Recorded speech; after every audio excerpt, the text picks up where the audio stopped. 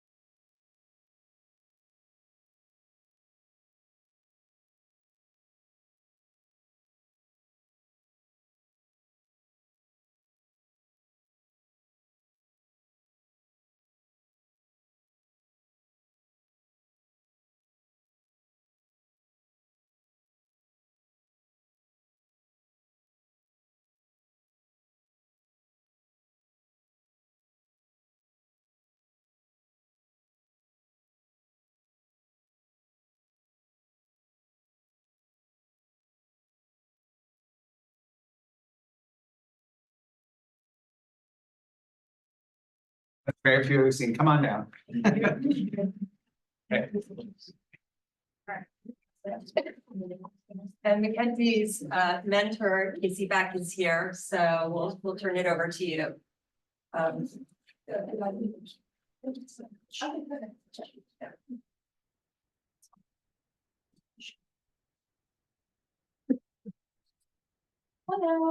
thank you all for being here. My name is Mackenzie Camp. I am a digital media practices and communication major, and my project is about experiential Czech cinema that I conducted while studying abroad in Prague with the help of my professor, Casey Beck.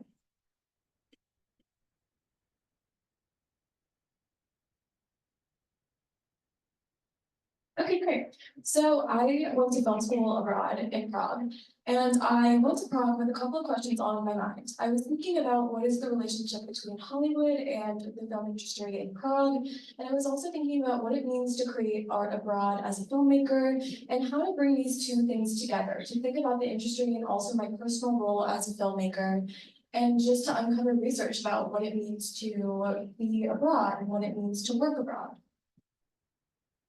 So this led to my research, which is broken up into two main categories: production in Central Europe and making film abroad.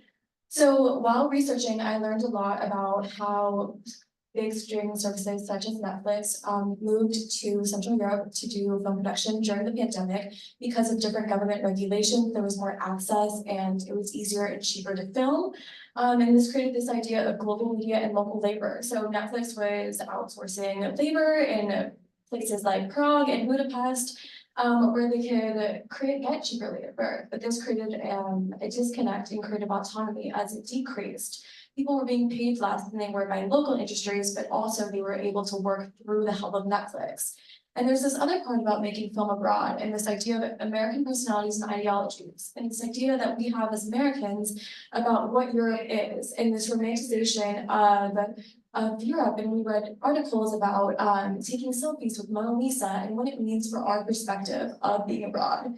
But there was also this other piece about loneliness and isolation of being an outsider while abroad. And I looked at films such as Lost in Translation and Black Girl, thinking about how it feels to be an outsider within the sphere of making movies and watching them. So this created the foundation for, I did a creative output through this research. I ended up writing the first act of a feature film. So there are these themes that I uncovered through my research about exploitation, outsiders, autonomy, and also this separate piece about my inspiration that I had while I was in school in Prague.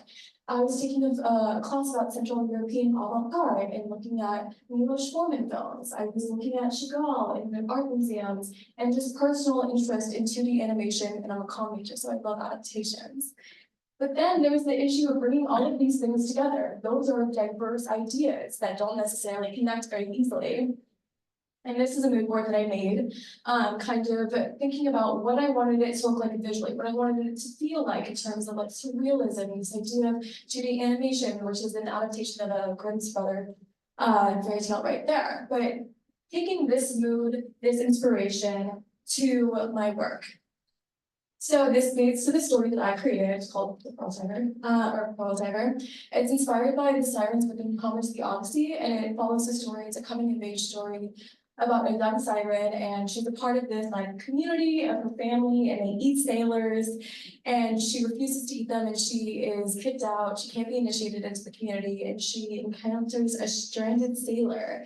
And then she goes on this journey about if she's going to follow tradition with this community that she is a part of, or carve her own path, connecting back to these themes of being an outsider, of autonomy, and also integrating some of the inspirations I had in Prague. So then I love a mood board. So then I created these mood boards, inspired by my initial one, but also by the story I chose to tell. So these are the two main characters. And you can see how the inspiration, some of it followed through, some of it differed, and it led to me working with another student artist who's incredible, Olivia Mackey, and they created these amazing 2D animation sketches, which you can look at right here. These are the characters.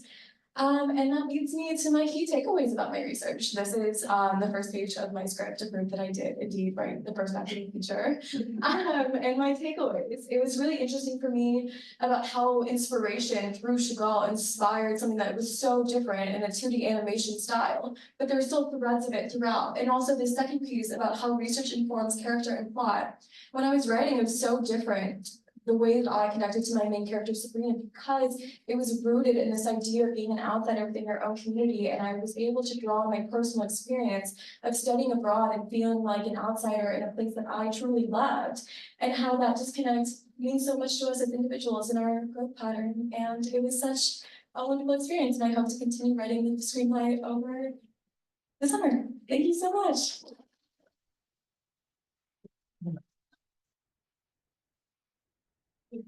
Yeah, that's a question.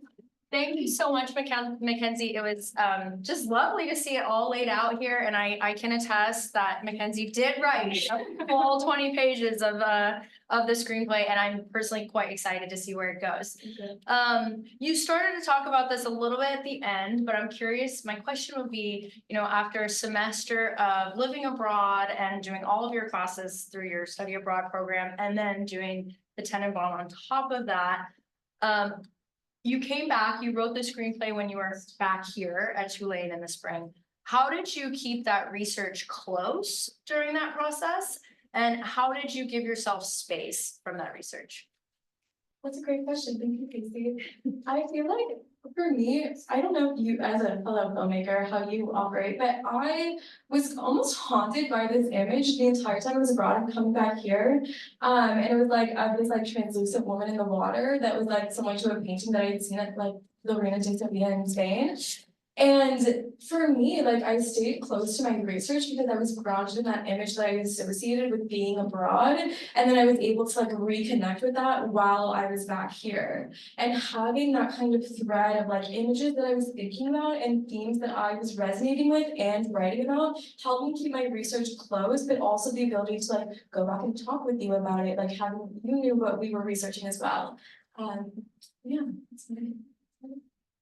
Thank you. Jack here. Yeah. Jarvis Ryan, who's your? My mentor is Carolina Britta, but she's not able to be here. Oh, okay, well then I guess I'm gonna take a question from the audience. This is my I've never spoken Sorry, one, so I'm gonna break actually it. here. Hi, my name is Jack Covert, and today I'm really excited to be presenting my project titled Dignity as an Achievement. Before I begin, I just want to give like another really quick thank you to everyone for being here, everyone who just worked to make tonight possible. It was a fantastic opportunity, and I'm just like so delighted to be here.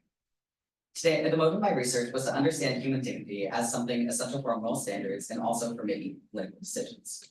Obviously, dignity is something that doesn't really occur to us in our daily lives, but it's something that is underwoven throughout pretty much every fabric of our reality, especially again, political life and our moral decisions. One notable example being the Geneva Convention, which prohibits outrages upon personal dignity. But so understanding dignity is obviously important for these bigger like political and moral domains, but the importance of it might not be necessarily clear in our everyday life, which is why I want to talk about why it might be relevant to us.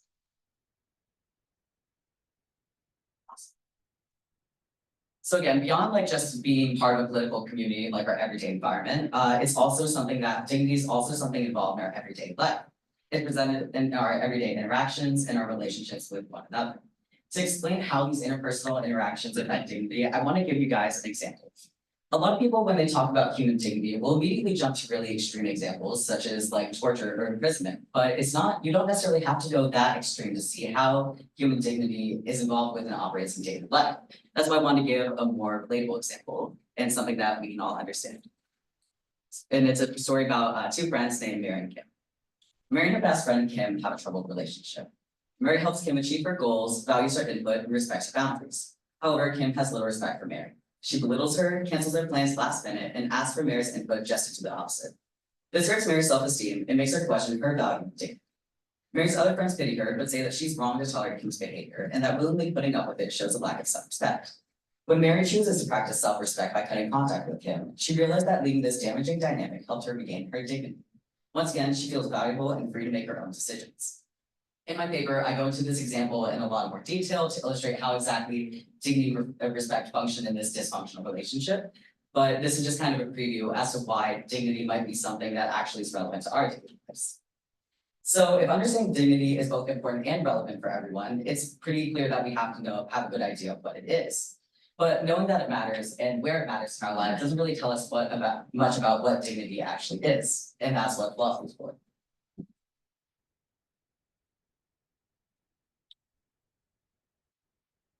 Additionally, dignity is conceptualized as a characteristic that's rooted in human value.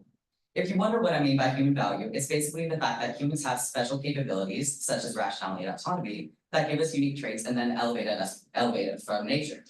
Traditionally, this elevation from the rest of nature is what we call dignity. So because it's something that all humans have, it's completely universal. And that's where we get a lot of our moral obligations toward each other from. As established, is a characteristic, and so where respect comes into this equation is that respect is the only appropriate response to the characteristic of dignity had by all people. This is an important conceptual distinction where in everyday speech, respect and dignity can often be used pretty interchangeably.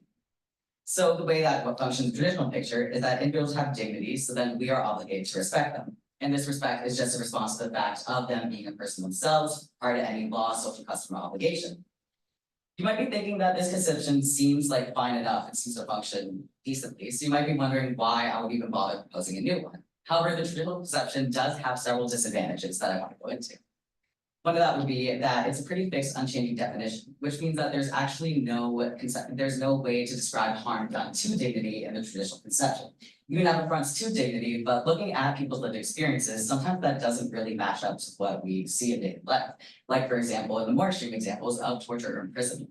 People are genuinely affected by other people's actions, and having dignity as a fixed, unchanging concept doesn't really account for those kinds of things. Additionally, the traditional view kind of assumes that autonomy is an unchanging trait, and that just by being human that you automatically have autonomy. However, in my paper, I go on to argue that autonomy is a capability that can be had, but it can easily be suppressed. And we have to take additional action to make sure that people actually have the full exercise of the autonomy that they have. It also doesn't give a proper depiction of the importance of respect. Respect is a response that we're obligated to have, but again, it doesn't really explain why not respecting someone actually affects them, or what good we do when we do respect someone. To remedy these issues, I want to propose a new conception of dignity, which frames dignity as an achievement. Dignity's achievement said that dignity is something that individuals achieve together through respecting one another, appropriate to the degree warranted by their human value. So it's owed to all people, kind of like the original one.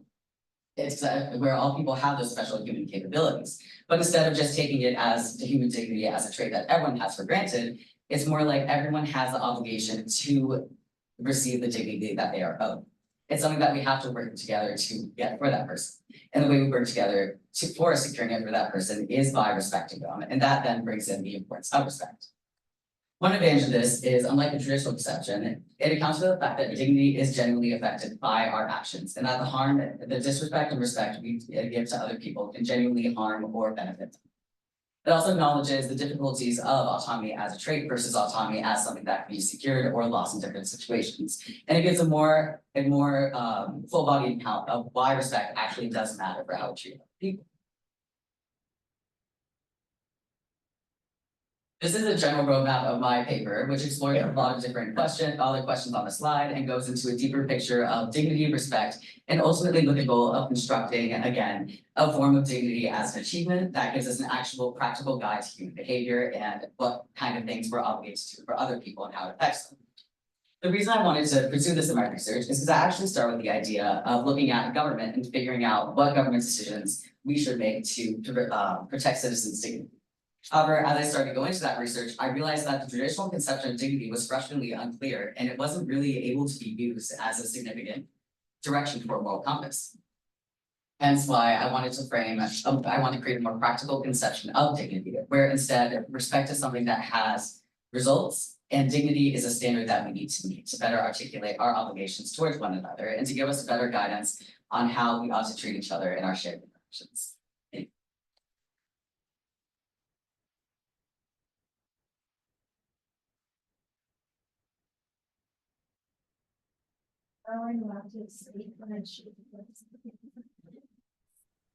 I'm actually here. I don't know if anybody can hear me okay.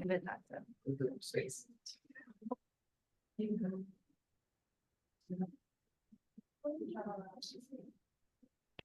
you hear me or no? No. Did she type? Over the 50. question? Yeah, can you put it in the chat, Caroline? Sure.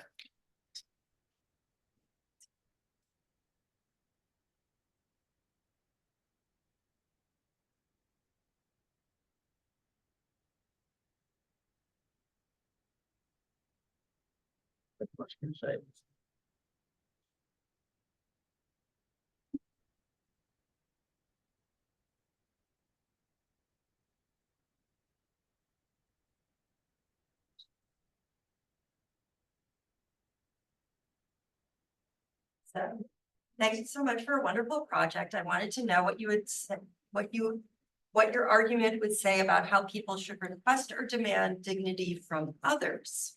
Yeah, so I go into this a little bit in my paper, kind of like one of the things I talk about a lot is that a lot of the obligations we have toward each other, as far as like respecting each other, it's something that we necessarily shouldn't need a request or like a demand or like law or social customs to really get into.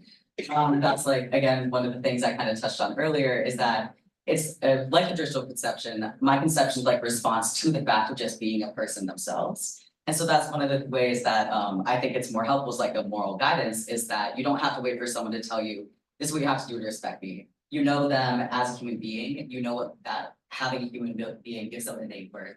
And then you treat them, I go a lot in my paper into like what respect actually is, what respecting someone constitutes. To put it really quickly, it's basically the definition that I settled with that I really liked was Darwell's definition of respect, which is basically treating someone and acting in a way that shows that you considered certain features about them. And I argue that when you take someone seriously, when you treat them as a human being, treating them with respect, taking into account all the special autonomy and the special capabilities that they have that makes them important, that would then be how you act respectfully towards them. So I think like how you ask it can kind of vary, but mostly what I focused on my research was just prior to the request, just respect for human beings as such.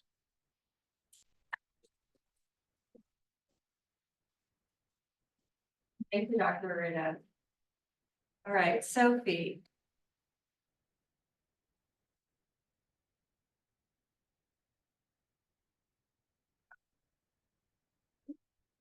All right, hi everyone, thank you so much for coming. My name is Sophie Harris. I'm a junior here at Tulane, double majoring in communication and theater with a minor in political science.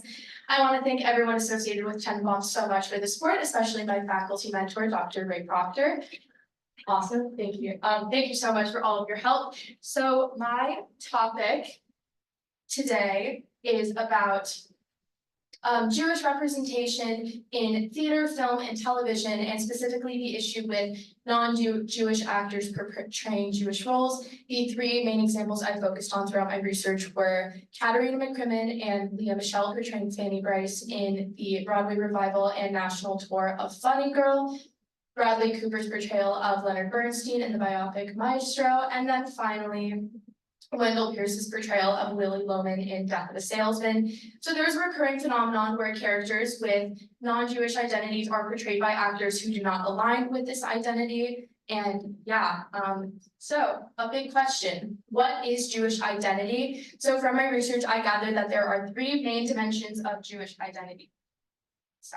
So first off, we have religious Judaism. The most important thing to know about this is that Judaism is a religion that is passed on matrilineally, which means that if your mother has Jewish heritage, that will be passed on to you, and this does not apply to your father if he is Jewish. There's also ethnic Judaism. This term is also known as Yiddishkeit, and this is someone with Jewish parentage and background who may not actively practice the religion. And then finally, there's cultural Judaism, which is sort of a mix of the both ethnic and religious Judaism. So a couple of important terms I uncovered throughout my research. First off, identity conscious casting. This is making space and embracing how actors and artists can bring their whole identities or even parts of their identities to a process or to a character in theatrical spaces, but this can also apply to film and television. I found this authenticity extremely important when analyzing this casting. There's also deracination, which is removing or separating oneself from a native environment or culture, and this is seen in prominent theatrical works where this identity is really removed from the content. I especially saw this in the play The Layman Trilogy, which I also had the opportunity to see with the support of Tenenbaum, Death of a Salesman, as well as musical Oklahoma. And so here are 4 different examples of actresses portraying Fanny Brice. So the 2 on the left side of your screen are non-Jewish actors portraying the Jewish role of Fanny Brice. Something important to know about Fanny Brice is that she was a real person. Funny Girl is based on a real Jewish actress, and so that is part of the reason why it seems so important to have this authentic representation. And on the right side of the screen, you see 2 authentic Jewish representations of this role, both by Beanie Feldstein in the revival and Barbra Streisand, both in the original Broadway production as well as the film adaptation. So through the support of Tenenbaum, I actually had the opportunity to see the Funny Girl National Tour starring Katarina McCrimmon, who has Cuban-American descent. This was in Fort Lauderdale. Something that really stuck out to me throughout this process was seeing an insert in the playbill talking about Fanny Brice, and this is really just highlighting how she was a trailblazer in the entertainment world, and her Jewish heritage was really such an important part of that. And as McCrimmon did not align with this identity, seeing her adapt Jewish sayings and important parts of Jewish culture really felt like a mockery and oftentimes minstrelsy. There were actually 2 key moments that stuck out to me. So first off, there was a celebration of Fanny's big Broadway opening night, and there's a huge banner that says in the background, Mazel Tov Fanny. There's also a musical number called Rat-a-tat-tat, where Fanny Brice becomes an officer, Private Schwartz, and if you see, those are bagels on the costume, which can be incredibly offensive when that is not an identity you're aligning with. This is also seen, the image is not loading, but this is Bradley Cooper playing Leonard Bernstein in Maestro, and he actually had a prosthetic nose to make him look more like Leonard Bernstein. And then here's a quote about that. I really wish the image would have loaded, but that's all right. And yeah, there's also been an example of righting these wrongs. So in the hit television show Big Mouth, the Black Jewish character of Missy was originally voiced by white actress Jenny Slate. And then in 2020, she actually removed herself from the role and she was replaced by Ayo Devery. Here is a statement she released about that. And this is really important because it shows a positive trajectory for authentic representation. And while actors are not the only ones solely responsible for inhabiting roles with misrepresented identity, it is a great step forward. So this was really great. And then closing out, here are just some additional representations of Jewish identity. So there's the musical Oklahoma, the Lehman trilogy, Marvelous Miss Maisel, Oppenheimer, and the musical Fiddler on the Roof. So to conclude, while acting is a practice that is rooted in the suspension of disbelief, identity-conscious casting really matters for Jewish actors, creatives, and audiences, as it really provides opportunities for authentic representation in media, reaching wide audiences, and when these characters are not properly represented, they cause different dimensions of harm. These are some of the sources that I used for this project. Thank you all so much. Professor Proctor. Ms. Harris, we've done a lot of work and you used the word harm. Can you talk through your conception of the idea of how non-Jewish actors playing Jewish parts actually harm Jewish communities? Yes, so there were 2 main dimensions of harm that I really identified while conducting this research. First off is this whole idea that this misrepresentation and these performances can really characterize as minstrelsy. It's very an over caricature, and really this exaggeration creates harmful misconceptions of the Jewish community and what it means to have any dimension of Jewish identity, whether that is ethnic, cultural, or religious. So first off, really that misrepresentation is one dimension of harm. There's also a very career-based sense of harm. It is a very big career taking to lead a national tour, to lead a blockbuster film. There is a lot of financial success attributed to that, as well as cultural success, really making a name for yourself. There are so many successful Jewish actors who could have properly inhabited Leonard Bernstein. There are also so many successful Jewish actresses who could have portrayed Fanny Brice. And so something really important is that when you take on this role, not only do you gain cultural significance, but it's really a financial aspect too. And so there are so many Jewish actors who have missed out on opportunities. And so really, that is another one of the dimensions of harm that I identified. One of the how impressed I am with everyone's poise and just rapid fire answering really complicated questions. So, next we have Serena Lum. Serena, who's your, oh, Caroline as well. Okay. Bring her back. Go ahead. There are many questions we can ask when considering how to create a more just society. To do so, it's helpful to examine the nature of injustice and how it manifests in the everyday lives of individuals and communities. Suppose I had a box of cookies that I wanted to share with everyone in this room. Ideally, given that I had enough, everyone here would receive a sweet treat. However, in the real world, things are far from ideal. Perhaps some of you have allergies or just ate or don't even like cookies. While ideal theory encourages strict equality in this situation, non-ideal theory prompts us to consider the practical limitations and challenges that arise in the real world context. Although these scenarios have vastly different outcomes, they both show us important aspects of justice theory. Ideal theory is utilized by numerous prominent philosophers and serves as a way of grounding ourselves and gaining perspective in our pursuit of a just society. It establishes principles of justice that serve as aspirational benchmarks, offering a utopian version of our current world. However, this is unrealistic by nature. Non-ideal theory, on the other hand, acknowledges the complex injustice that we feel in our everyday lives. Rather than starting from an abstract ideal and working downwards, non-ideal theory begins by addressing immediate manifestations of injustice and seeks to develop solutions that are responsive to the complexities of real life. This is a much more grounded approach that has a narrow view. So how do we balance between these theories? To answer this question, let's compare two influential ideas. Philosopher John Rawls employs ideal theory in his thought experiment, The Original Position. Imagine you are tasked with creating the principles of justice that will govern society. You are then placed beneath a veil of ignorance. You don't know anything about your identity or class, essentially your place in society. Rawls believes that people in this position will create fair and just principles that will benefit everyone. And this concept is intuitive for good reason. Surely, if you're able to just reconstruct everything along newly found ideal principles, it could produce an ideal society. However, as philosopher David Schmitz puts it, justice has no unique form. It is a work in progress. The point of philosophizing about justice isn't to create some disconnected version of a perfect society.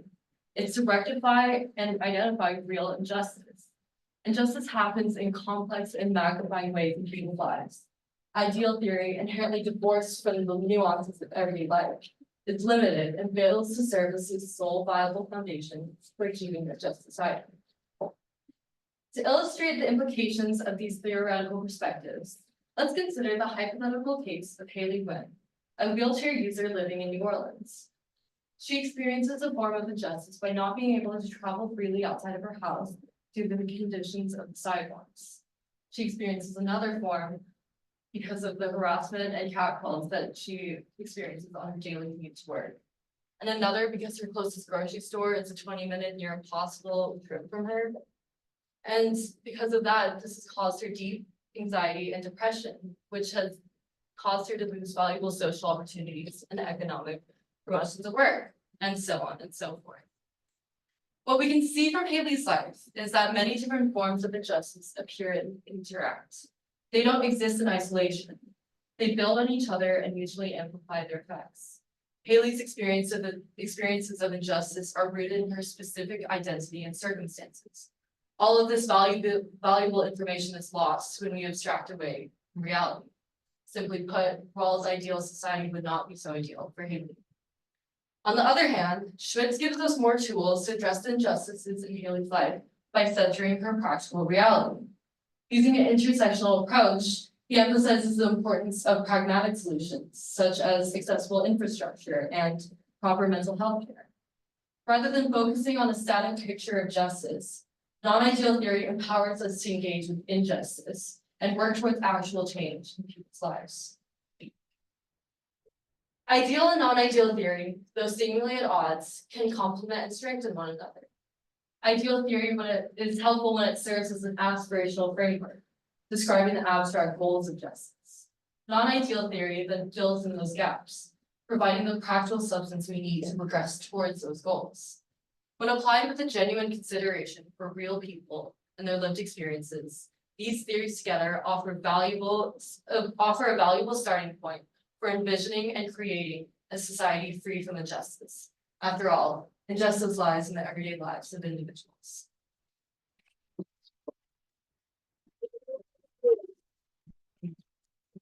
Dr. Ruda, I'm not gonna assume that we have gotten the sound figured out. Would you like to put another question in the chat?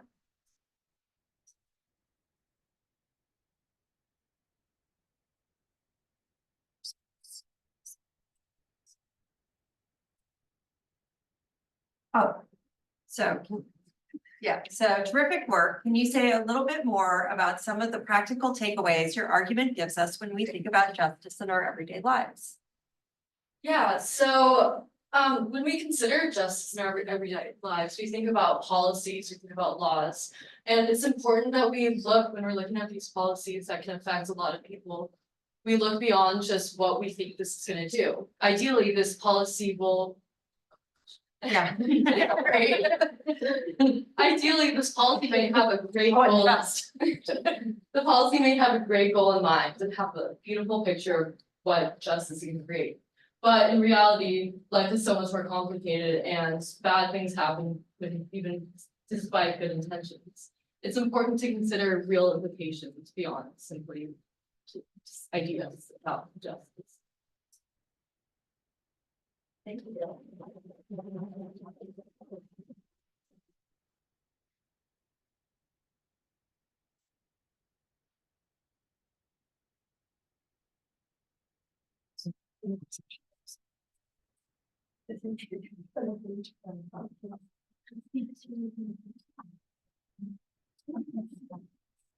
So this is Felicity Sorensen and with the advisor Ryan Day.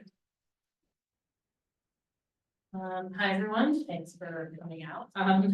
Today I'm going to discuss sympathetic figurines and how we can re-understand an archaeological site called the Special Deposit South. To begin, we have to understand what it means to study sympathetic figurines.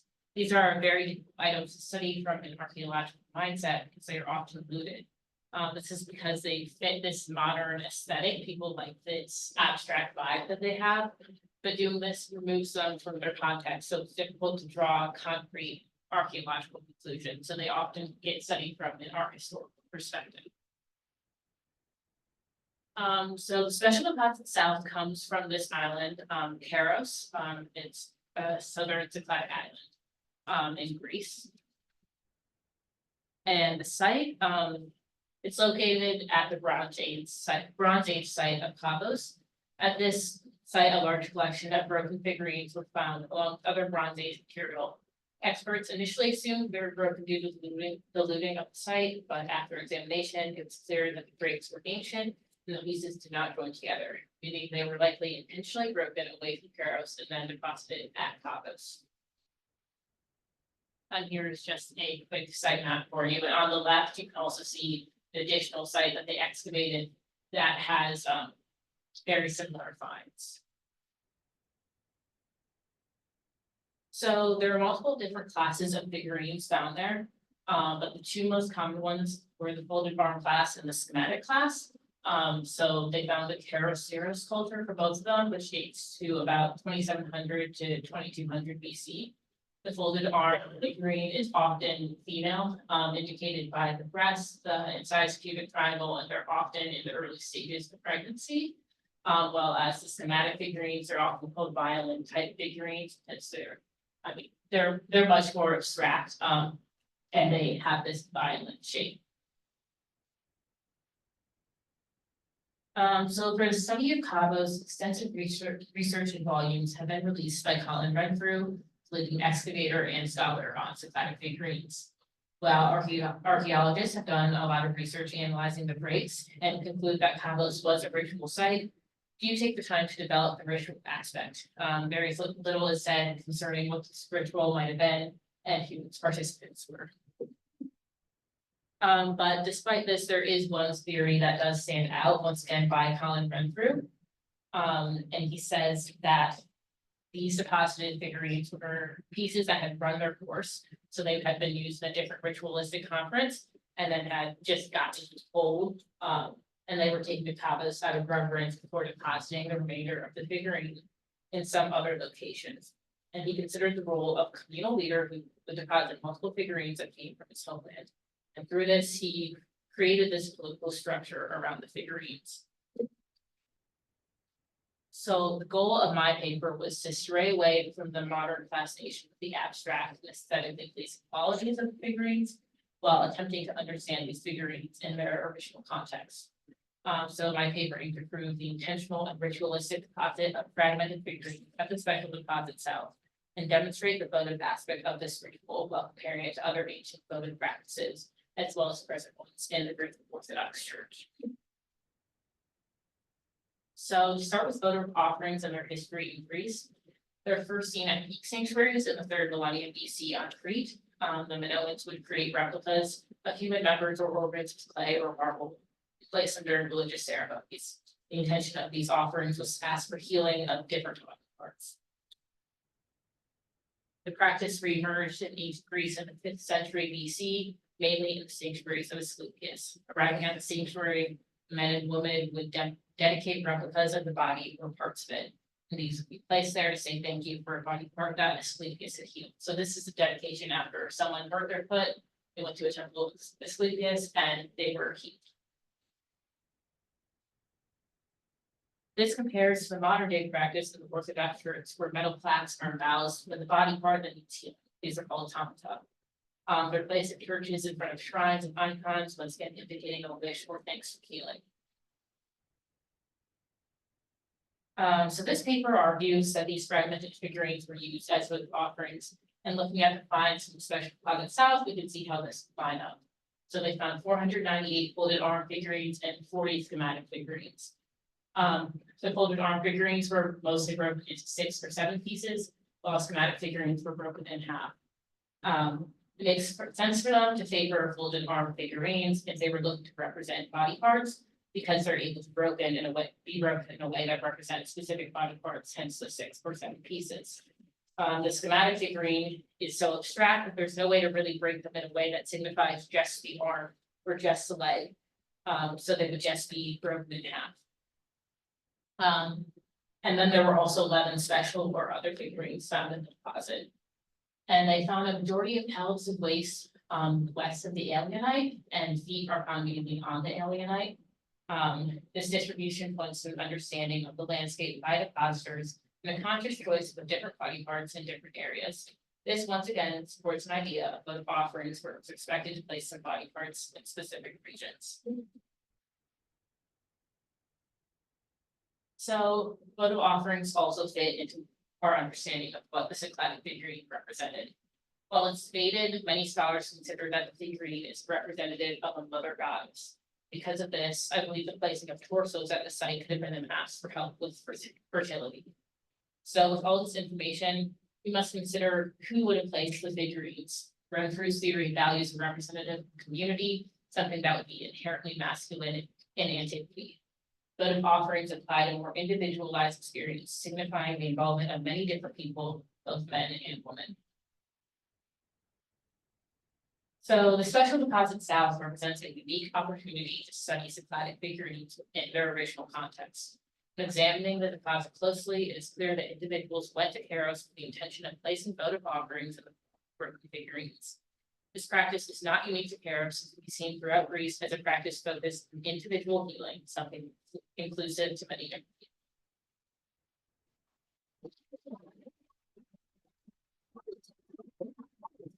people. Thank you, Felicity. It's been really a pleasure working with you. This took shape while you were studying abroad in Athens and actually interning at the Cycladic Museum, which is a wonderful collection of these. I was wondering if you could speak to how that influenced your thesis and how you arrived at this project and its conclusions. Yeah, absolutely. So yeah, I work at the Cycladic Museum where pieces from this deposit are held. And so I got to see these pieces in person, and also just being in Greece, I was in a lot of Greek Orthodox churches and I was seeing these automata, and I realized that three people working in this museum had a different idea of what these pieces were doing opposed to Renfrew. It's definitely coming from an outsider experience, and so I started thinking about how this deposit could shape and fit into a larger history of Greece, which was definitely aided just by my time there, visiting a lot of different places, but also from talking to other people at the museum and being able to see these in person and talk to experts about them.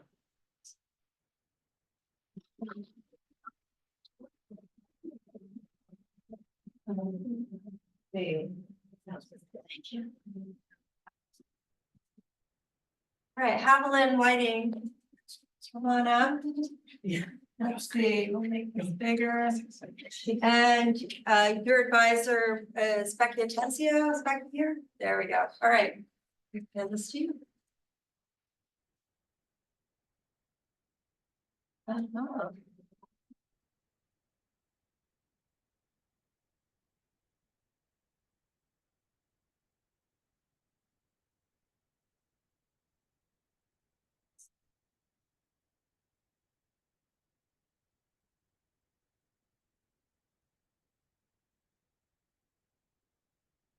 All right, hi there. My name is Haviland Blair Whiting, and this is my project entitled Archaeology of Memory, Slavery, Gender, and Public Memory. My research project focuses on the greatest migration in human history, which is the transatlantic slave trade.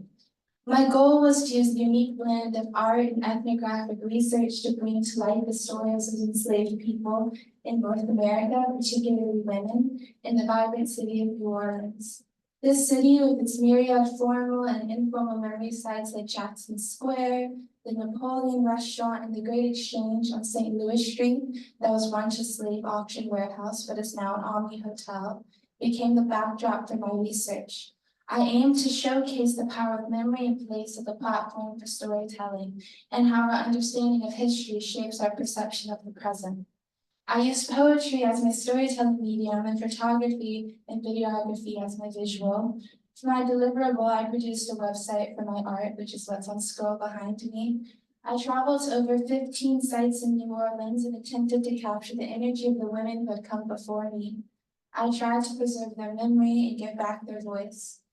I want to follow in the footsteps of esteemed photographer Carrie Mae Weems, an artist working in text, fabric, audio, digital images, and installation video. Her method of documenting the everyday life of Black people in the 1990s and the issues they faced was unpretentious, and she was straightforward in her truth-telling.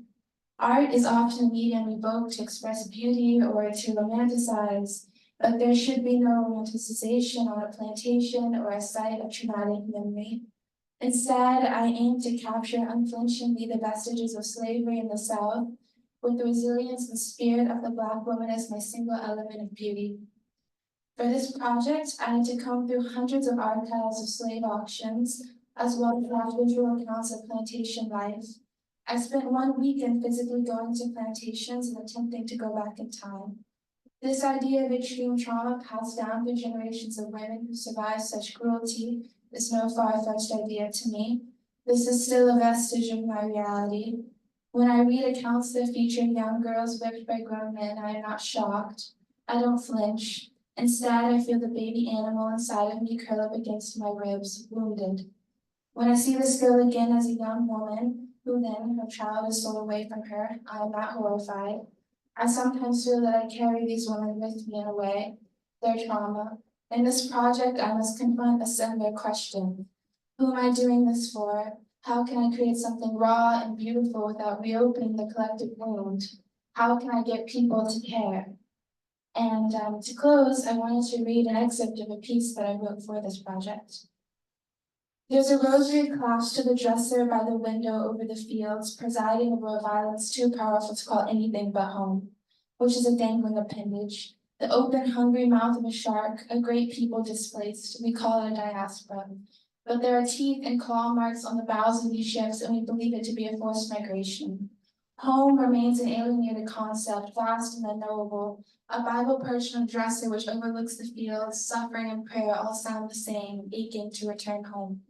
She braided my hair up, roses greased a moonlit forest. I take my leave. A bundle of sticks, the bright all-seer, a cotton gown, lighting a fire. 3 candles, the bleeding, baptized since birth. We breathing, the women, all children. I'm holding them close. Thank you.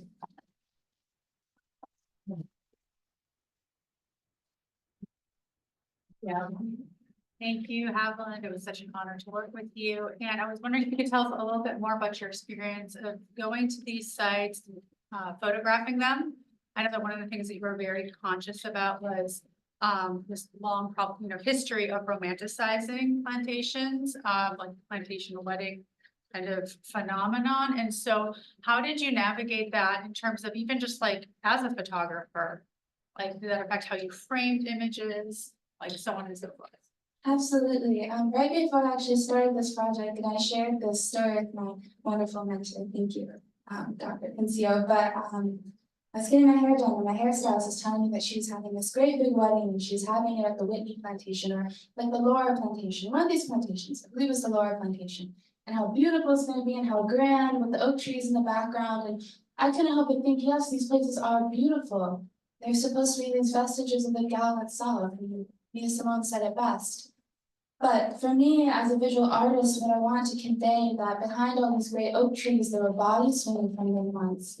And all these great, beautiful, big plantation homes, there are people who had to walk around whistling to prove that they didn't have food in their mouth that they stole because they were starving. I think that it's important to portray the real beauty of these places. I mean, plantations were made to be stunningly gorgeous. They are a pillar of our Southern society, and I think that everyone should visit one. And in doing so, to remember the people that once walked those grounds and that built those grounds, and in fact, the people that made the South what the South is today. Thank you.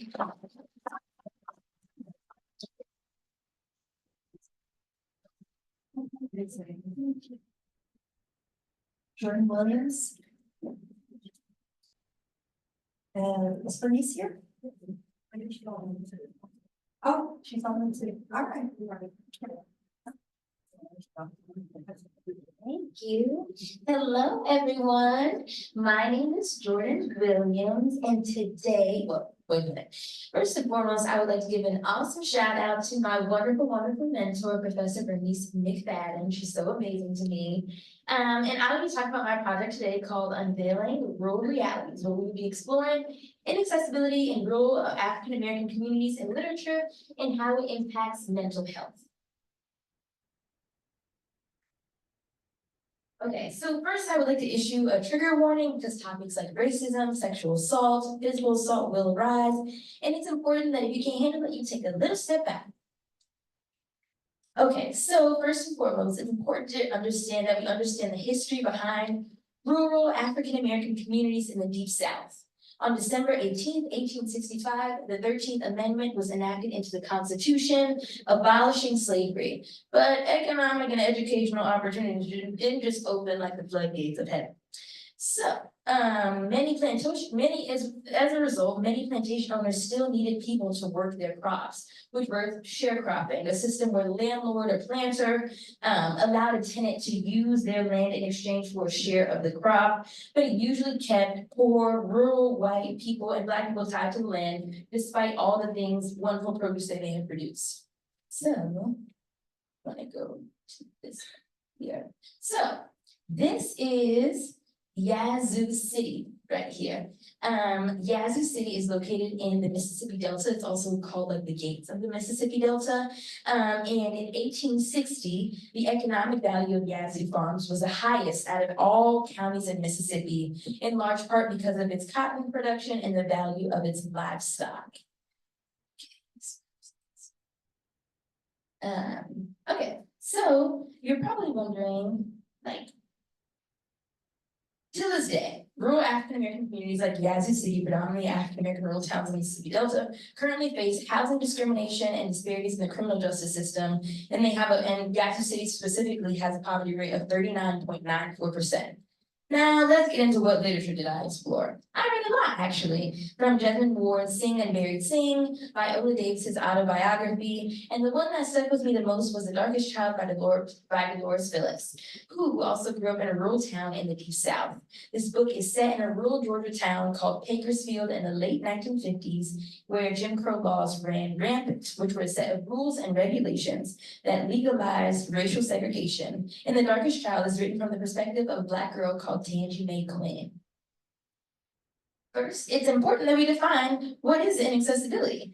It is the fact of being very difficult or impossible to travel to or reach in rural communities. This can look like a restricted access to quality healthcare, poor infrastructure, and access to education. For example, in Yazoo City, there is only one hospital with 25 beds for a population of over 10,000 people. And the rest of the hospitals are outside Yazoo City. Many residents talk about their experiences going to Jackson or Jackson, Mississippi or Vicksburg, Mississippi to access proper health care. For example, there is no gynecology unit or obstetrician. I always struggle, I'm sorry. Okay, I always struggle to pronounce this word, obstetrician like section in Yazoo City. Okay, so two things I'll be examining is education and housing. I really want to make sure we understand what Brown v. Board of Education was. Brown v. Board of Education was when they proved segregation in schools was deemed unconstitutional, and the Fair Housing Act of 1968 was where they made it intentional that you could not discriminate for people against their age, sex, or race and religion. And then here are quotes from the text. If I had time, I would read them, but they basically talk about the trauma that Tangi Mae Quinn and her family of 10 experienced living in the deep rural South. The first description talks about her housing. The second one talks about her experience and like how she was expected to drop out of school, get a job, and help support the family. And the third one talks about her family member named Mushy, and Mushy was the ideal. She was the only one out of the family of 10 who accessed an education, how they were so excited. Like, she was basically the one that they looked up to the most. It's important that we understand that rural Americans actually experience higher rates of depression and suicide than people who live in urban areas. And poverty has been consistently linked with poor health and an increased risk for psychological disorders in children and adults that can persist across the lifespan. And here's some more examples of when traumatic situations that they were affected by, and how they felt, like the responses that they had to it afterwards. For example, one of them talked about how constant bedwetting that was frequently for them. Their mother experienced psychosis and how that affected them. So the themes in this book I saw were sexual assault, blatant racism, physical abuse, and the reactions to them included isolation, psychosis, substance abuse issues, as well as frequent bedwetting. And then why is this important? I'd like to acknowledge that there is a negative stigma surrounding mental health in the African American community, which discourages a lot of people within the community from seeking mental health. However, the silent struggles of African Americans in mental health oftentimes go unnoticed, and especially unnoticed for those in rural African American communities. And this presentation aims to explore the impact of these struggles. So you're probably like, okay, Jordan, what does this have to do with what you did? So basically, I worked alongside the wonderful honorary professor McFadden to basically write short stories about people who live in the rural Deep South cities like Yazoo City, Jonestown. And we created a collection of short stories that might depict their experiences. And it's important that we recognize that while we may not see people existing in these towns in our everyday lives, because we do live in an urban area, they do exist, and it's important that we target them and we attempt to solve the social issues that they're facing.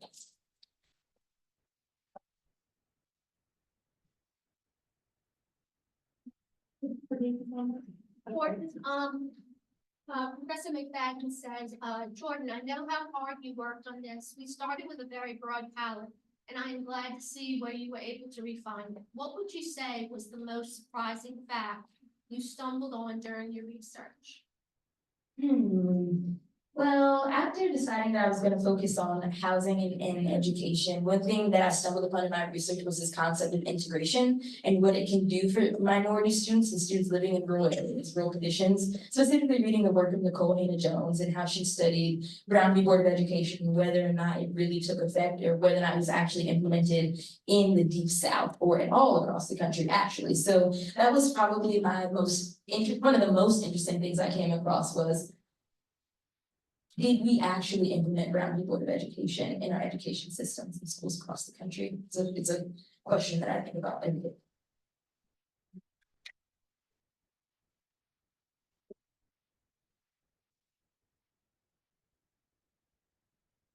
Lorena? And is Crystal Cleary here? She is.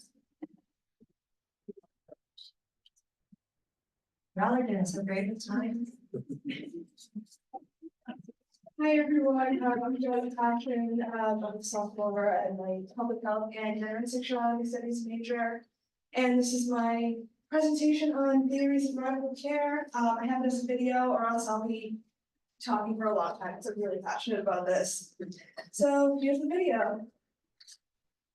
I hope this works.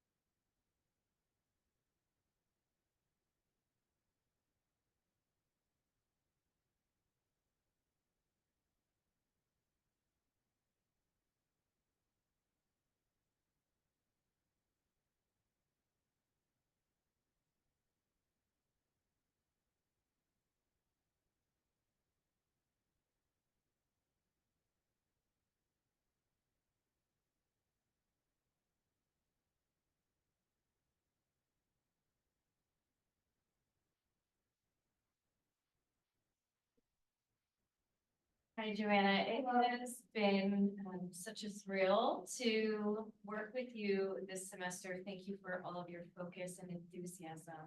As you allude to in your presentation, radical care is ultimately a praxis that yokes together theory and action.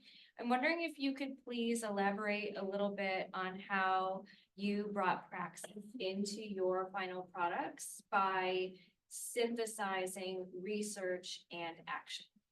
Yeah, totally. So I think where this yoking together of theory and action come together most is my creative component, which I'm making an instructional video guide for No Age on New Orleans advocates for LGBTQ elders.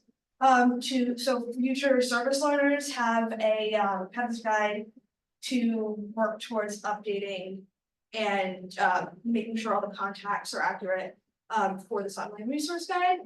And what this is, when looking at it through a radical lens, it's an alternative care network for a population that's often left behind socially, medically, especially in research. I noticed it was really difficult to find clear research about LGBTQ elders throughout my studies in the gender and sexuality studies department.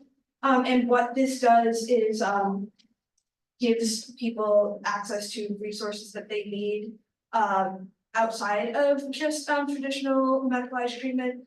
And something that is also especially valuable to me is how this guide is it's a cross-generational guide for the local community. And it's really important to me as a queer person myself to build that relationship with the people who came before me. And I know this is something my queer peers and I often talk about, especially in the wake of Lesbian Visibility Week. We talked a lot about just wanting to connect with queer elders, and it's something that this guide helps to do, and I'm really happy I was able to do it.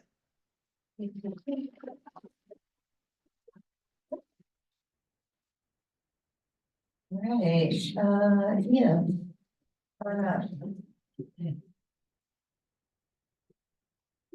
And Stan Munster, oh yes, so.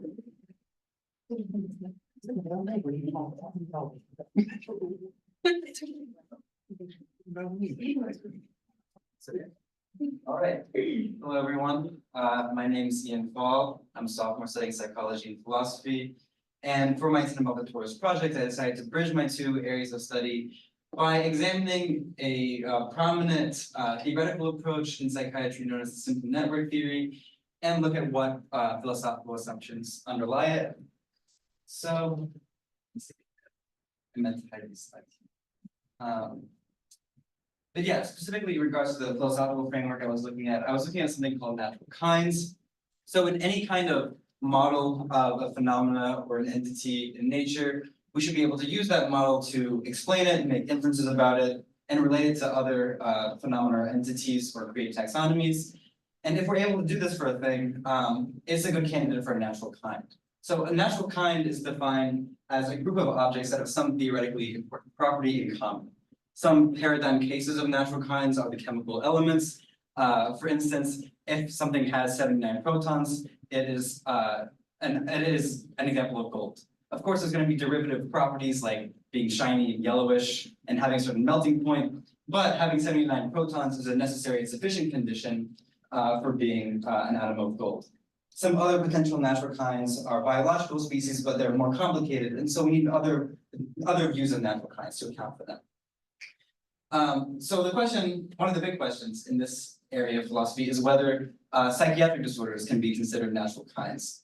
And for several decades, researchers and psychiatrists sought out an essentialist understanding of psychiatric disorders in which a specific genetic or otherwise biological abnormality would be necessary and sufficient for a diagnosis with schizophrenia, bipolar, or any other psychiatric disorder. This was phrased most emphatically by Thomas Insel, the director of the National Institute of Mental Health, whenever he said that mental disorders are brain disorders. The issue with such an essentialistic understanding of mental disorders is that there have been no reliable biomarkers found for any mental illness to this point. Of course, there have been genes and neurological abnormalities associated with mental disorders, but nothing that is necessary and sufficient for a diagnosis, as well as so this problem with the biomedical or hardcore biomedical paradigm within psychiatry sets the stage for the symptom network theory, which makes two claims. The first being that symptoms and their relations are in fact constitutive of a disorder, not just a result of some latent pathophysiology. As an example, consider HIV. You can be diagnosed with HIV if you take a test and you have and it comes back positive, even if you don't have any symptoms characteristic of the disorder. Something like this doesn't seem possible in the case of depression, in which it's hard to conceive of having depression without feeling depressed or having any other symptoms of depression. In other words, deviation from a neurological norm does not constitute mental disorders. Different clusters of symptoms do. Secondly, they claim that symptoms are causally interrelated. So a node in the network for anxiety might lead to stress, might lead to insomnia, and this causes the networks to persist, basically. Okay, there's numerous advantages to symptom networks. Here's some examples of networks generated from empirical data that kind of estimate actual causal relations in the world, even though they're just correlational. So the theories of natural kinds that I examined that could correspond to the symptom network theory are first mechanical property cluster kinds, in which there's a homeostatic causal mechanism that's responsible for producing and maintaining a cluster of properties, which is to say the symptoms of a disorder. And importantly, these symptoms can also cause each other on this view. Secondly, I looked at a more relaxed view of natural kinds called simple causal kinds that drops the requirements of there being a mechanism. Instead, on this view, kinds are just distinctive causal networks that recur in nature. So yeah, here's a demonstration of the different kinds. I don't have much time to go through them. But some of the intuitions of the proponents of the symptom network theory are that this theory corresponds to the mechanical property cluster view. I think that this is not likely to be the case because, importantly, on this view, psychiatric kinds are individuated by the underlying mechanisms, but the same neural structures are implicated in multiple disorders.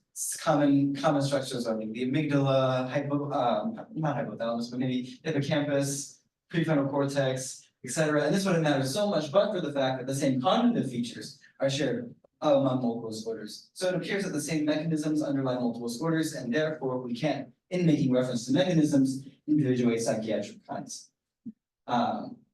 So moving on to simple causality, dropping the mechanism requirement, we had to determine whether these relations between symptoms in the network are genuinely causal. And so I have to adopt the theory of causation here. The proponents of the theory, mainly Muhammad Ali Khalidi, want to be as ecumenical as possible, so I had to do some interpretive work. But I believe that an interventionist theory of causation is compatible with this view. And on this view, X is a cause of a variable Y if and only if there's a possible intervention on X that changes the value of Y. So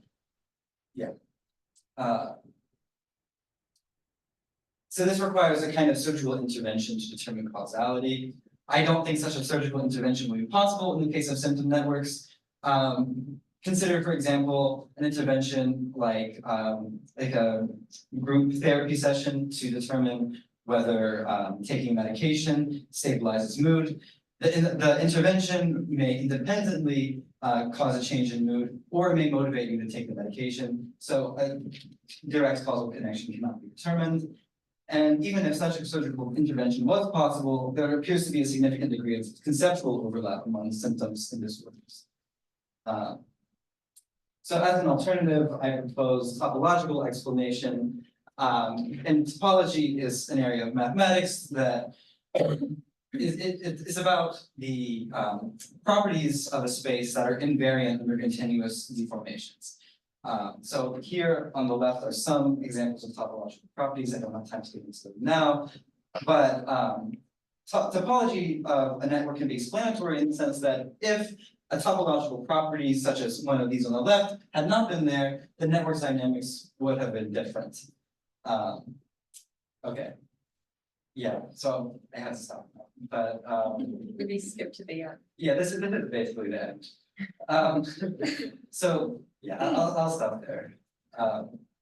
Yeah, well, thank you all so much. And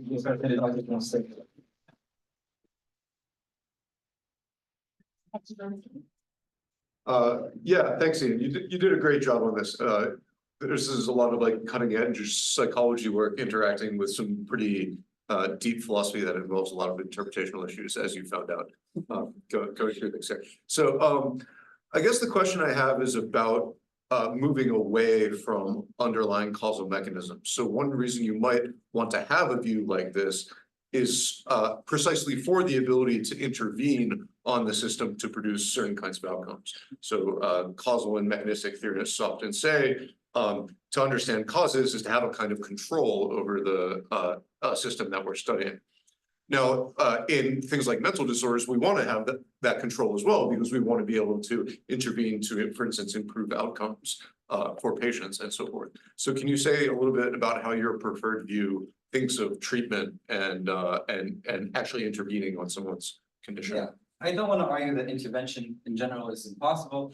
I just think that in the simple causal view and mechanical view, the focus is on intervening on specific nodes or symptoms within a network, which may not be possible. Instead, I'm proposing intervening on the topological properties of the system as a whole, changing the connections and the relations between nodes in the network.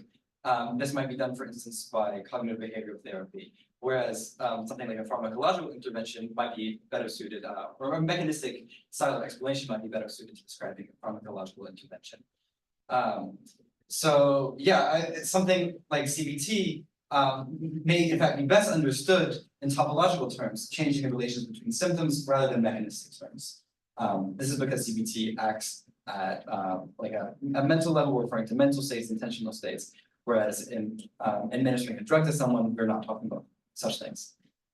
Anyway, but that gets into like a lot of issues, but yeah, that's my answer.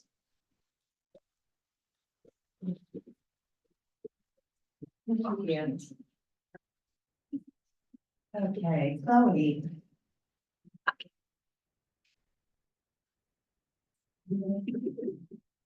Florence, the mentor.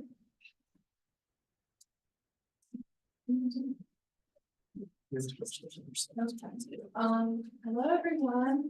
So my name is Chloe and my Tenenbaum Tutorials, I'm working with Dr. Flora on ancient Nubian art, which I've dubbed mysterious and contested cultural masterpieces. So to kind of begin with my research, with the generosity of Tenenbaum and all of the wonderful funding through this program, I was able to actually travel to the Metropolitan Museum of Art in New York City with Professor Flora, as well as some other students within her class. And so my interest in African art and culture, specifically talking about North and East Africa, plus Dr. Flora's expertise in medieval art kind of meditation with our research, and it worked out wonderfully. And so, like I said, we went to the Met where we saw the Africa and Byzantium exhibit, which was led by Dr. Andrea Aki, who is an up-and-coming curator at the Met. She's a wonderful woman. We got to talk to her a little bit.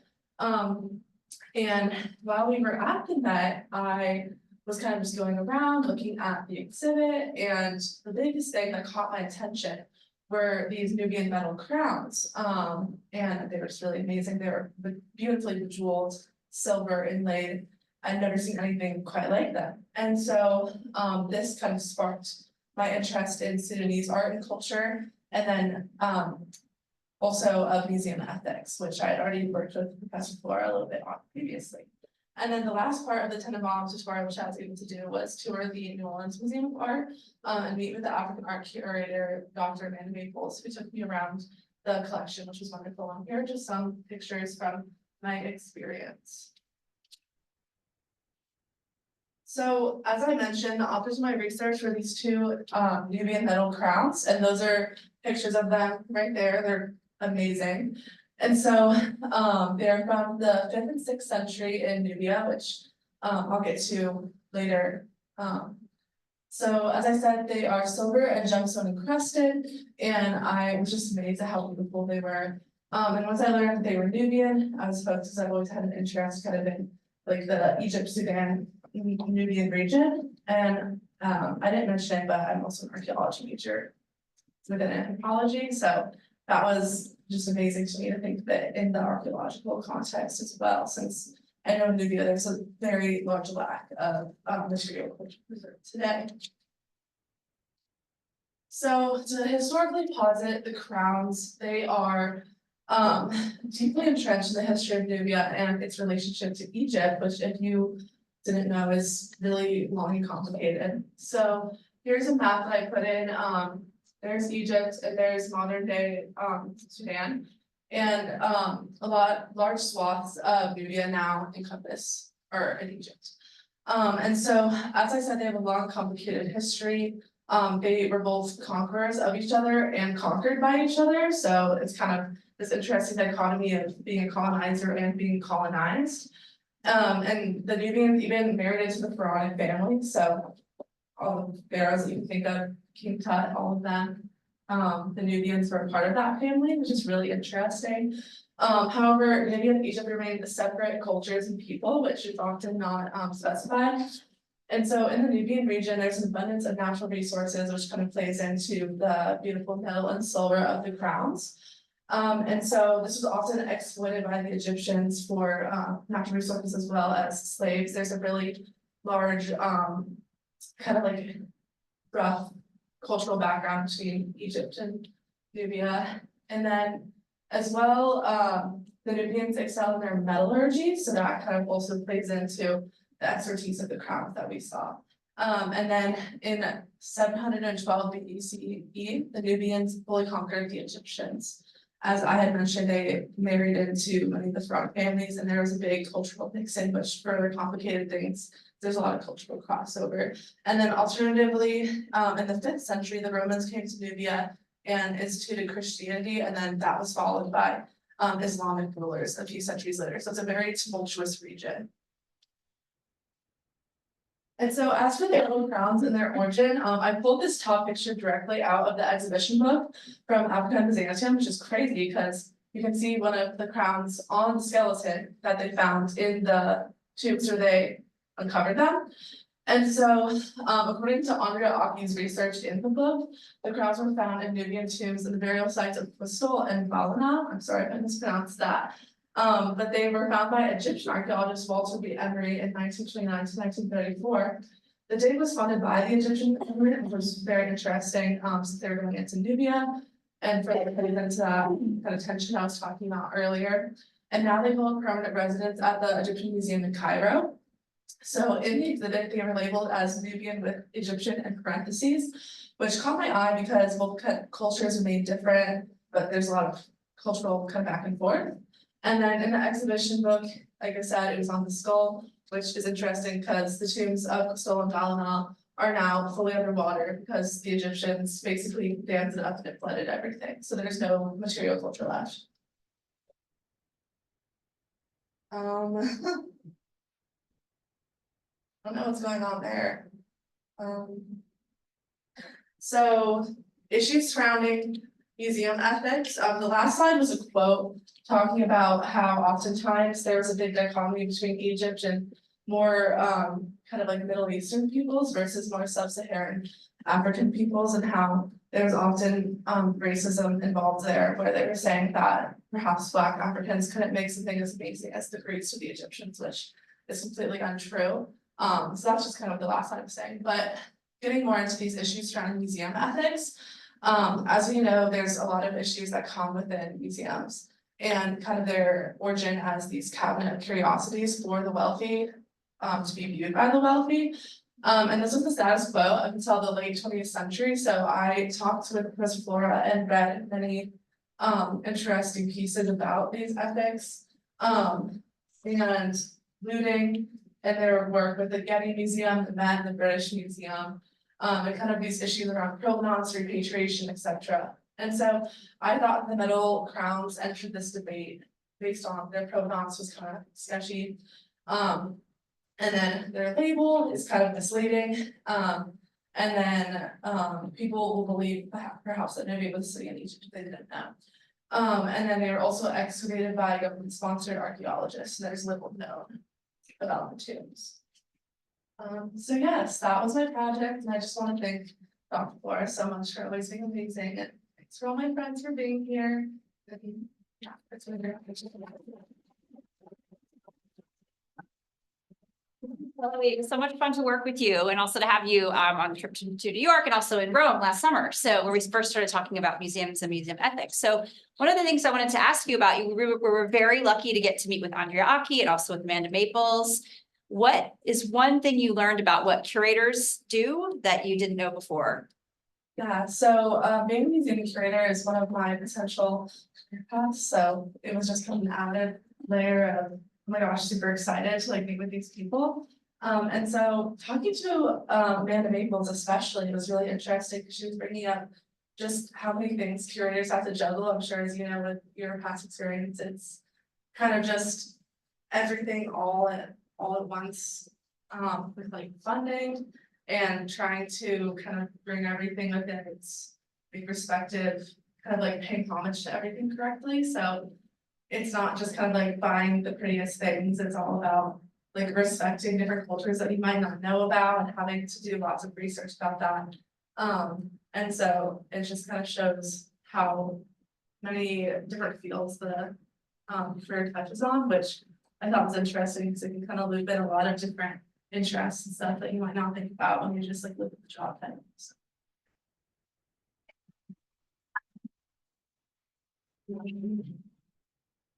All right. Hello? Is Dr. Stever here? Oh, she's on. She's on, yes. Okay. I don't know if you guys can hear me, but I'm here.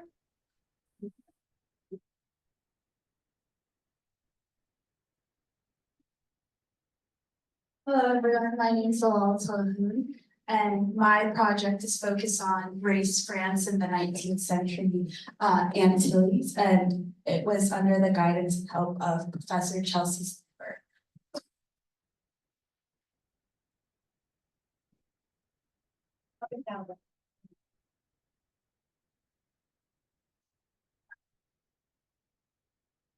So this is an overview of what's included in my presentation. So for some background, in 2018, France officially removed the word race from its constitution, where it once read, France shall ensure the equality of all citizens before the law without distinction of origin, race, or religion, and now reads all citizens are equal regardless of gender, origin, or religion. And French journalist and activist Rokhaya Diallo highlights that the removal of race from the Constitution is based on the reasoning that race is as a biological concept is false, which is true. However, this overlooks the enduring social and historical significance of race, particularly in France's colonial past. Diallo argues, of course, Blacks, Arabs, Whites, Asians, and Romas, we all belong to the human race. And despite its diversity, denying the existence of race doesn't eradicate racism, and it ignores the lived experiences of those discriminated, facing discrimination, including those impacted by French laws. So my initial question was, what does this change in the French Constitution mean for a majority Black or Afro-descendant population living in France's overseas departments in the Antilles, such as Martinique and Guadeloupe? And what was its impact on Black French women specifically? And departmentalization in the French Antilles refers to Guadeloupe and Martinique becoming overseas departments of France in 1946, guaranteeing them equal rights and political status. To explore this question, I would have needed to conduct sociological and ethnographic study in Guadeloupe and Martinique to gather perspectives. However, this would have been challenging because my research was based here in New Orleans, and France prohibits the collection of race, ethnicity, and religion. And despite this, I wanted to do this research, and I was able to, I was able to do it this semester. So we put together secondary reading sources in the fields of French colonial history, African American study, Caribbean study, and women and gender studies. So my interest in this topic stemmed from looking into colonized versus non-colonized society due to my Ethiopian background. And I was interested in seeing how this constitutional change affected a majority Black population. And I had previously done research work on Sarah Bartman, and she was known in Europe, specifically France in the 19th century. And her life symbolized the intersection of race, gender, and colonialism. And as a French minor, I had some idea of Martinique and Guadeloupe as departments of France. And I was interested in knowing France's colonial history with other colonial powers. Oh.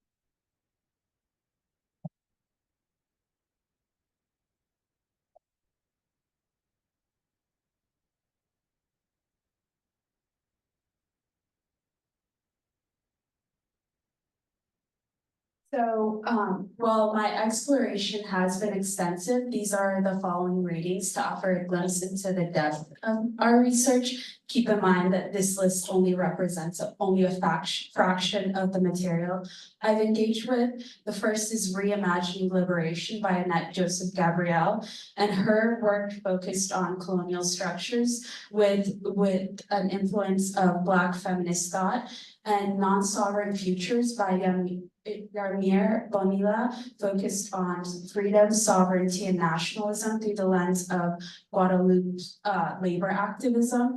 And Robin Mitchell's work in Venus Noir focused on Sarah Bartman and her symbolized and how she symbolized France's loss of Haiti and how she shaped national identity.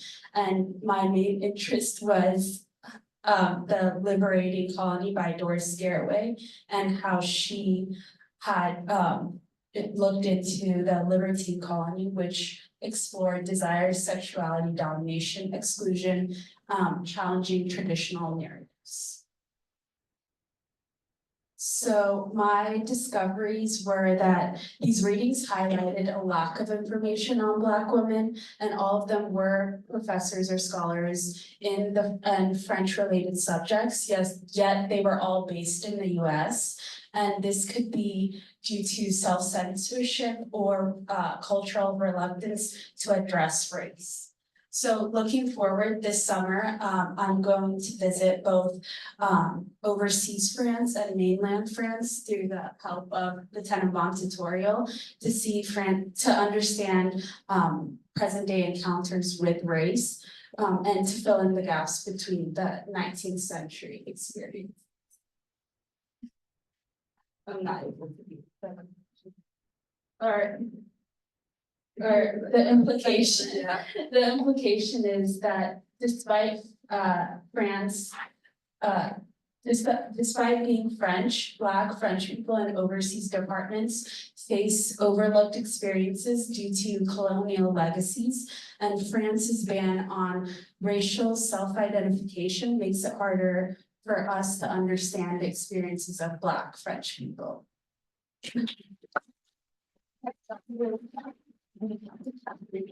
Dr. Stever has asked a question. Yes, she says, hello all. Thank you so much for these fascinating presentations. France's relationship to its former colonies persists in some ways even today. Some scholars call this the colonial exception.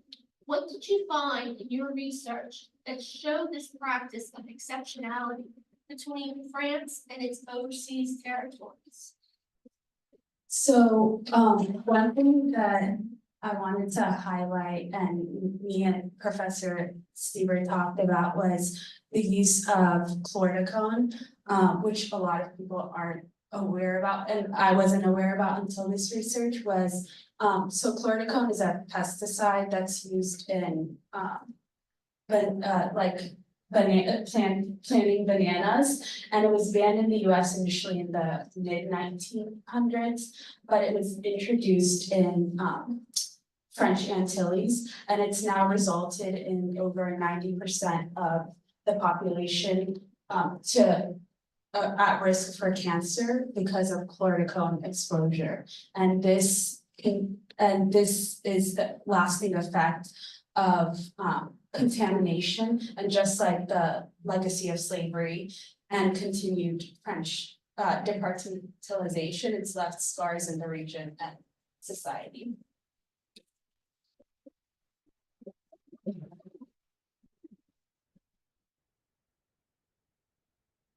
Okay, last but not least, Noah Sunkin. And, oh, another, Dr. Aruda, right. Hey y'all, I'm Noah. First I just want to say everyone's presentations have been absolutely fantastic. If mine's half as good as everyone else's, I'll be really happy to be able to sleep well tonight. So, my presentation was in the philosophy department and it was on vulnerability. Now, I'm gonna go through my argument, and my presentation took the form of a research paper, but you know, we got about 8 minutes here, so it should be pretty brief. But I'll take you through modern conceptions of vulnerability and then some of the issues with those modern conceptions. I'll take you through a model that I created, and then talk about some of the theoretical and practical payoffs that my model has. Where am I here? There we go. So first, I'll start with an intuitive case, Mark. So Mark is a 30-year-old man. He's in good shape. He's well liked. He's emotionally stable. He excels at stand in front of this. He excels at his job and makes a healthy salary. He's able to support his wife, his kids. By almost all accounts, Mark seems to be doing pretty well. You know, if you asked a random guy on the street, they'd probably say Mark is doing all right. Now, the issue here is that standard accounts of vulnerability probably don't take Mark into account. Now, in order to understand what our intuitions and the dictionary tells us about vulnerability, I'll take you through it. So the dictionary, Merriam-Webster, says that vulnerability is, quote, the quality or state of being exposed to the possibility of being attacked or harmed, either physically or emotionally. Now, I think this probably plays pretty well into what our intuitions might tell us, but as I'll get to in a second, that's a pretty limited definition that I don't think really encapsulates what vulnerability has to offer. So within the confines of my research, did a lot of reading, metaphysics, backing, you know, Parfit, Michael Smith, stuff like that. But two of the more prominent individuals that I read from were Carlo Bagnoli in Italy and Jen Morton over at UPenn. And both of them kind of have very niche explorations into what vulnerability has to offer. So I kind of hope to combine them and give a more comprehensive view. So these are just, once again, some of the limitations with available views. First is that they're largely highly idealized. And what I mean by this is that they kind of set an ideal normal standard for what rationality and reason have to offer within the lens of vulnerability, and then they measure vulnerable agents against that idealized standard.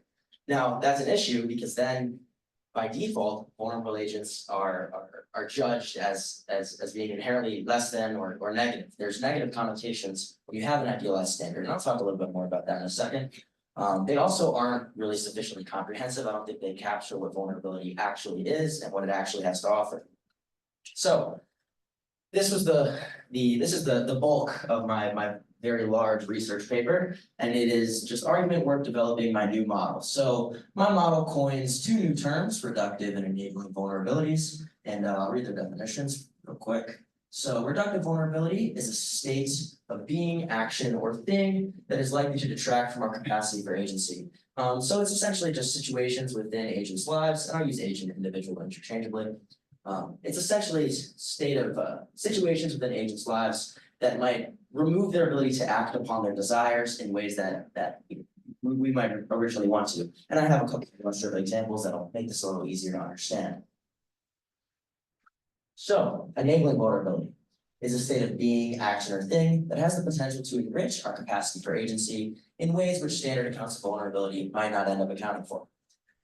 This is kind of the cool thing that I think my paper brings to the table is that vulnerability is usually seen as inherently negative. You know, you think of a poor child on the street, something like that. But I think there are real, very possible enabling upshots of vulnerability that go unrecognized. So once again, a couple advantages. Doesn't rely on rationality, very important. I think if you've done any philosophy reading, there's kind of a lot of footnotes where agents need to be rational or have perfect reason. I don't really think that's super practical, or even really that theoretically important. I'm strictly concerned with capacity. I don't care if the agents are rational or reasonable. It's just, can they do what they want to do and act as an agent? It also isn't associated with positive or negative valuations. This is kind of a net neutral. And actually what you come to find and what Dr. Ruda and I have come to realize is that when you look at specific agents in specific situations, they are actually usually, almost always, just a massive mix of various reductive and enabling vulnerabilities that constitute how we act, the decisions we make. There are always some sort of combinations of these two types of vulnerability. So here are two key illustrative examples. First is Kelly. So Kelly is a 24-year-old woman who's blind in both eyes. She's had this disability throughout her entire childhood. She's also a mother of a 9-month-old child who she's raising by herself on a below average income. Now, this is a pretty lucid, clear-cut, one-sided example here, but I think it does a good job of explaining that reductive vulnerabilities are kind of the more classical examples of what we have to offer here. And then enabling vulnerabilities, and this is an example that took me way too long to come up with, is Scott. Now, Scott is a 23-year-old man. He's extremely emotionally open. He often discusses things maybe a little bit too quickly, and people often criticize him for oversharing. Now, I think a lot of us can relate to this. If you know someone or for yourself, kind of get into the weeds of your personal situations a little bit too quickly. Society isn't all too kind to those of us who do that. But I think that that's where my model actually has a lot to offer. Whereas Scott may initially seem vulnerable in a negative sense, if you actually look at a situation, you might be able to understand that by giving a little bit, Scott is actually able to open himself up to forming new connections in new novel situations within himself interpersonally, also interpersonally with other people. And I think that that's kind of the upshot of my argument here, is that in order to if you take a new perspective on what vulnerability has to offer, you actually end up with a lot of theoretical and practical implications. And I'm running out of time here.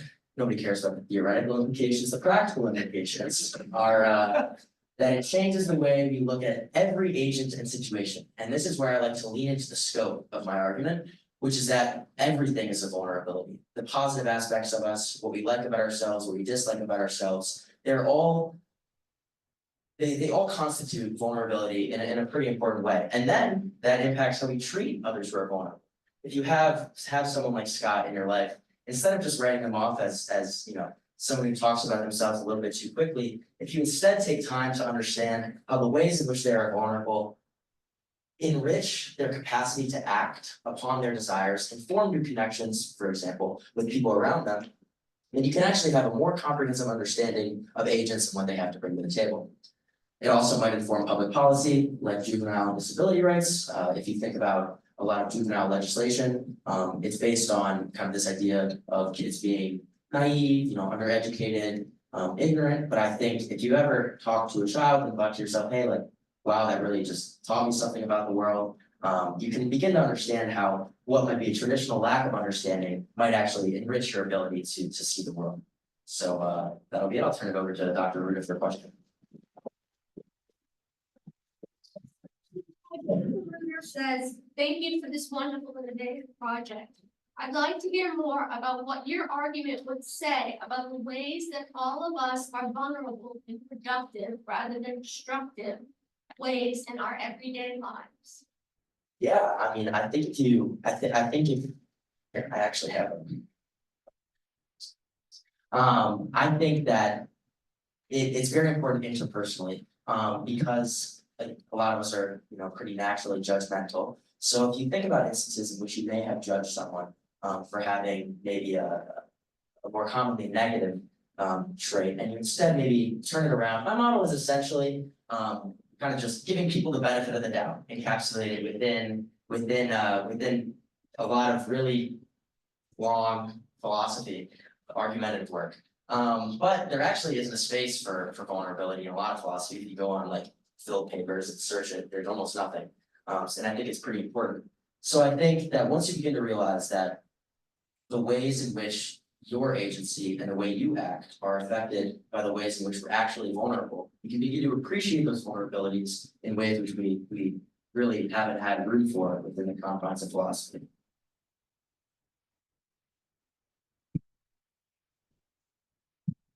Edwards, would you like to say anything? That was just amazing. I mean, the range of papers and presentations was really stunning. I did not expect to stay a long time. I was sucked into all of the great arguments and questions. So thank you. Thanks to all of the mentors too.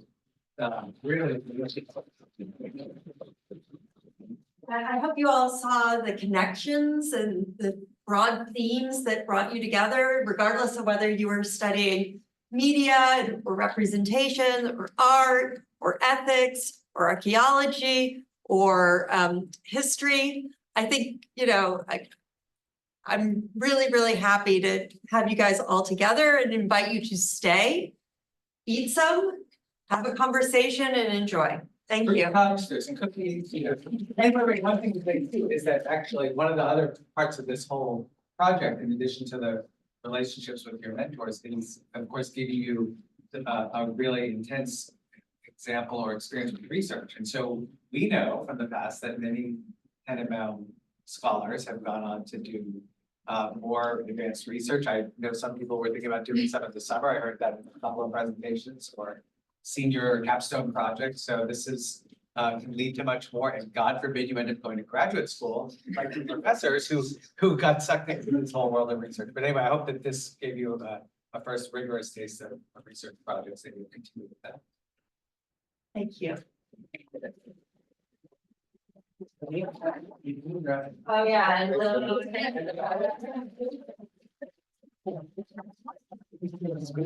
There's a lot of food. All right. It's a wrap. I'm